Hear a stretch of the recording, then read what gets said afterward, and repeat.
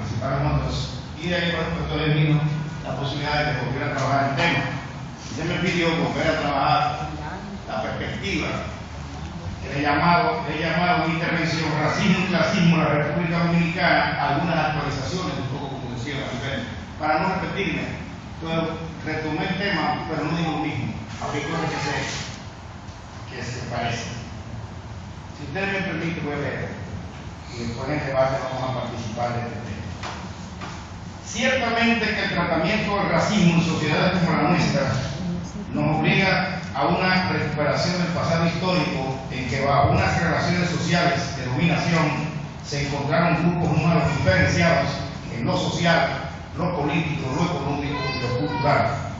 Bajo estas condiciones surgen discursos de superioridad racial que justifican estas desigualdades y procesos de dominación, como nos explica el doctor Hugo Tolentino Dick en su obra llamada Raza e Historia en Santo Domingo, cuando argumenta que el prejuicio racial tiene un fuerte componente en estas relaciones de explotación que se traducen en justificaciones de superioridad racial de un grupo sobre otro, naciendo en estos casos el prejuicio.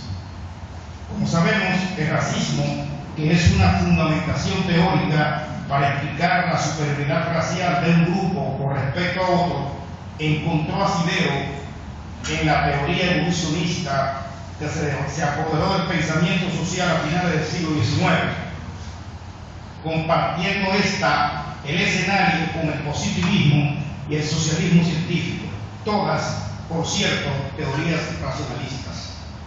Sin embargo, las políticas colonialistas del siglo XIX, auspiciadas por Inglaterra, Francia, Bélgica, España y más luego Alemania, se apoyaron en estas teorías racistas para justificar la sobreexplotación de estas sociedades sometidas. El racismo y el prejuicio racial trataba de validar por qué estas sociedades no solo eran sometidas, sino también saqueadas y controladas por las hordas de la civilización, que eran y se consideraban más inteligentes, capaces y organizadas que los salvajes dominados. La ponencia tiene varios segmentos, eso se llama la introducción. Ahora vienen otros procesos sociales y políticos. Lo organicé un poco en ese sentido. El siglo XX se hace acompañar de nuevas formas de colonialismos, guerras y confrontaciones sociales en que lo racial era parte del juego político. La dominación de África debía encontrar argumentos como también las ocupaciones de Asia y otras partes del mundo. No obstante, es en los escenarios de esta Guerra Fría que arrojó a la humanidad luego de la Segunda Guerra Mundial que se desarrollaron movimientos, agrupaciones e ideologías racistas que encontraron defensores en el mundo político, intelectual, artístico, expresiones como el Ku Klux Klan, la negritud como oponibilidad a estos discursos, el sionismo, los nacionalismos de los antiguos países del este como la llamada balcanización eslava, las luchas de los movimientos campesinos y étnicos de América Latina, la segregación de los negros en Estados Unidos y el régimen del apartheid en Sudáfrica. Nuestro vino. Estoy refiriendo a Santo Domingo. La nuestra es una sociedad que ha vivido su historia, en la que su antigua condición de sociedad colonial se arrastró hacia la vida republicana. Los marcos sociales y raciales que marginaban a poblaciones enteras solo por su color de piel, y esto volvió a repetirse. A pesar del peso del mulataje en nuestra sociedad, que nos viene desde los censos de 1750, esta diversificación y mestizaje racial aún se hacen acompañar del prejuicio racial, la discriminación y el racismo. Tal vez lo racial en nuestro discurso haya estado normado por el tema ya, lo cual no nos ha permitido auscultar nuestro refajo social, y todo ello enmascara una sociedad con doble lenguaje, doble moral y un racismo matizado a través de un tamiz sutil disfrazado de prejuicio que es como muchos intelectuales nuestros valoran la percepción racial del dominicano, no necesariamente como racismo. Si bien es cierto que el racismo requiere de una argumentación teórica, esta se hace presente en alguna que otra literatura, uno que otro discurso político y por supuesto en una marea nacionalista que viene y va con el discurrir de los tiempos. Una cotidianidad condicionada. Sin embargo, en la cotidianidad dominicana lo racial pesa, como pesa lo social. La manera en que está estructurada la sociedad, sus grupos sociales y sus clases, nos presenta una sociedad orquestada bajo un régimen de selectividades sociales, favoritismo clasistas, exclusiones raciales y sociales cada vez más pronunciadas, lo cual explica, junto a otras razones de orden económico que no vamos a desmenuzar aquí, un complejo societal hecho para favorecer a determinados grupos sociales, determinadas clases sociales y a una burocracia técnico-administrativa que proviene de las mejores escuelas y colegios nacionales e internacionales. Se codea este favoritismo con los grupos más favorecidos del poder político y económico, y su movilidad, la de estos grupos, corre más rápido, su movilidad social, corre más rápido con respecto a quienes el modelo social de desarrollo no les favorece ni social, ni racial, ni económicamente. Esta cotidianidad entonces trae aparejado un sistema social de relaciones en que sin querer el inconsciente nos revela y sin que lo racial sea una prioridad, ya que en determinadas circunstancias, como dice el dominicano, ser blanco es una profesión. Así como tener amigos en el poder es una ventaja, en una sociedad hecha para las dificultades y trabas sociales y que arrastra desde su vida colonial limitaciones estructurales que la hizo aquella vez una economía al detalle, y hoy siendo una economía, sigue siendo una economía y una mentalidad del detalle, que no se piensa en grande, porque nunca ha sido roto su atadura. Nosotros vivimos un poco el reflejo de una sociedad pega del siglo XVIII, que estamos desacelerados, pero es muy desacelerado. El tejido social. La movilidad social para un negro y pobre es dificultosa. Pues si consideramos que puede triunfar por su formación educativa, súmele al estudio de este que se hizo en el sistema educativo público y a través, muchas veces, de escuelas nocturnas de un país cuasi oscuro. Los triunfadores son héroes, pero no multiplicadores de fe, porque son uno entre 100.000. Yo en Ventura, José Mateo, San Sosa, pero ¿cuántos negros no pueden llegar?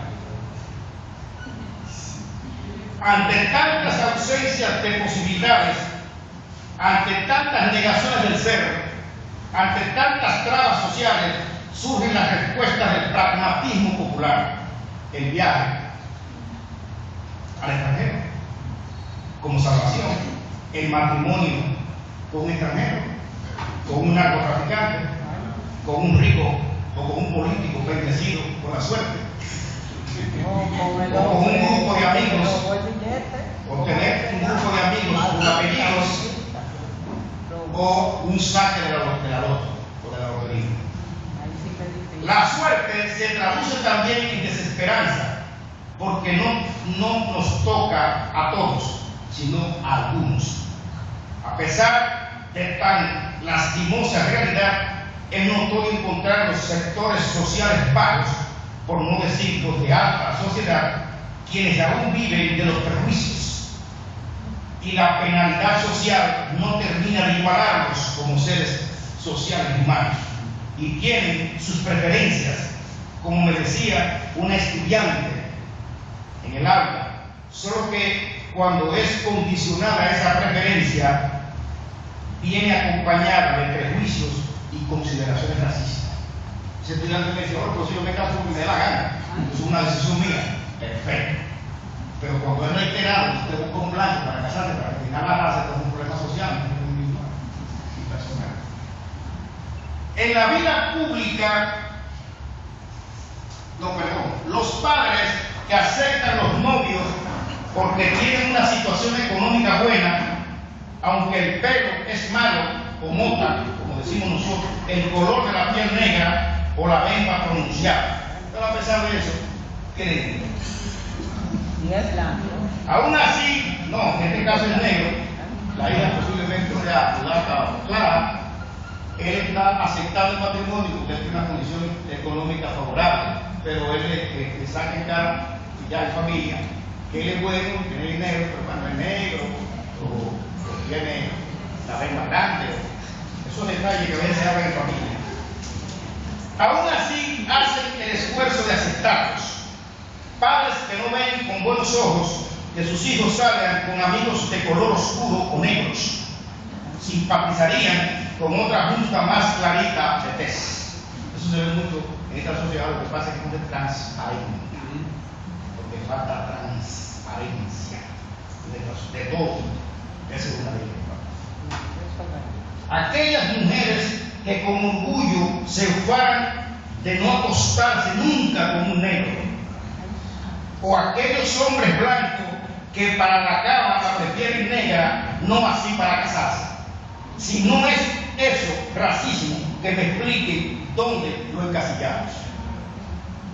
En la vida pública, quien se destaca termina rápidamente por hacerse cirugía para intervenir determinados órganos visiblemente molestosos para quienes no se aceptan en su piel, la nariz y la boca, sin dejar de reconocer que la cirugía es una opción personal y privada, solo que en sociología, cuando un hecho social es reiterado, pierde propiedad individual y se convierte en un hecho social. Derechos civiles y afrodescendencia.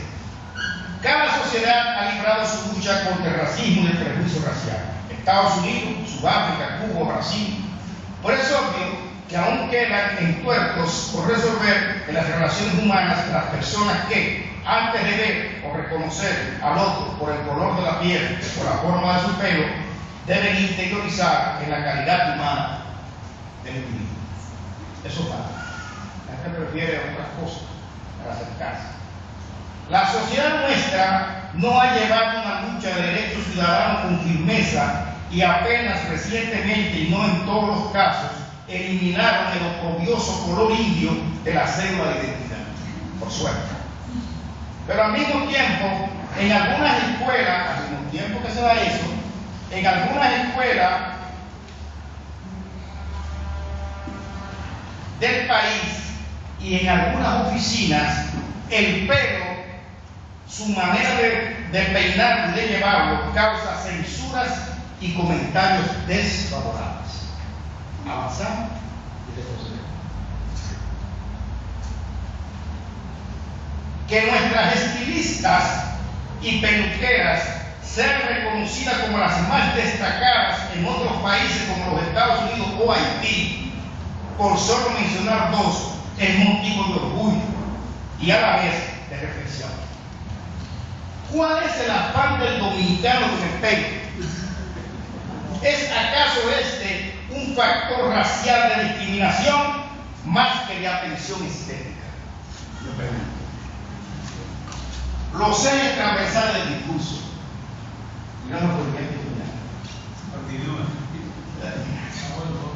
el pelo y la piel son los ejes sobre los cuales se monta la discriminación, el prejuicio, el racismo de la sociedad dominicana.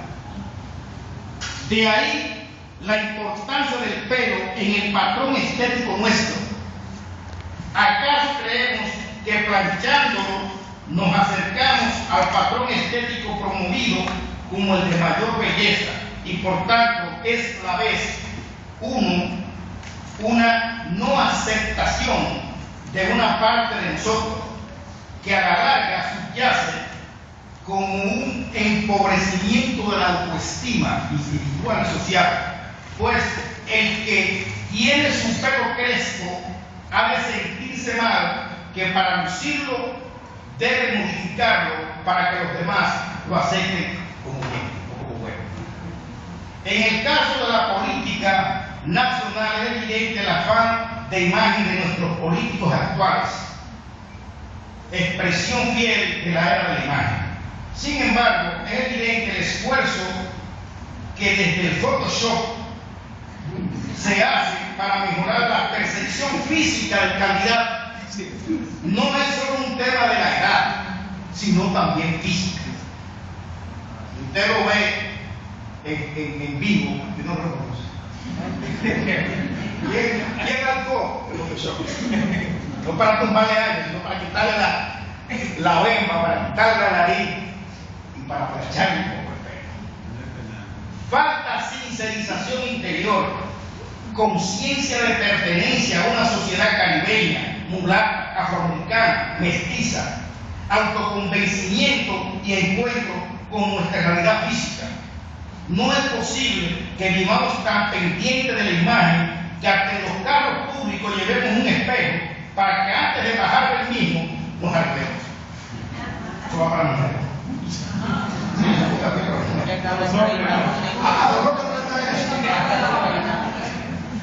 El cuidado y la atención a la figura es una necesidad porque es parte de la personalidad. Cuidado, no pongo poco eso. Pero la exageración es una desviación, una especie de patología sutil de la personalidad social y una sobredimensión hacia la imagen que tiene el dominicano. Se peina mucho, se arregla mucho. Está muy pendiente. El europeo, nosotros por ahí que tal como quieran, pero estamos muy pendientes de eso. La respuesta social. Los movimientos sociales que agrupan a los afrodescendientes no poseen el nivel de militancia que una sociedad tan mezclada como es esta podría generar. En el entendido que su mismo mestizaje de esta sociedad es factor a la vez de contrariedad, pues la sociedad ni es enteramente blanca ni es enteramente negra. Y precisamente esa franja que oscila en el medio es no solo determinante, sino al mismo tiempo centrífuga, es decir, contradictoria en sí. Pues arrastra la dualidad del ser. Por ello, en sociedades como las nuestras, de alto mestizaje, las adhesiones a este tipo de movimientos sociales y étnicos son a la vez de complejos, contradictorios y débiles. Y finalmente, naturalmente que no podemos concluir sin negar el papel del discurso del poder en procura de negar una realidad, no solo racial, sino social y económica, sobre la cual se ha tejido con fragilidad el proyecto de nación. Instituciones públicas negadoras de la diversidad cultural y racial, sistema educativo racial y culturalmente condicionado, discurso político racial y socialmente estereotipado, terminan en la construcción de una mentalidad y una sociedad en lo que lo racial, el prejuicio y la discriminación se entretejen en un confuso laberinto. Muchas gracias.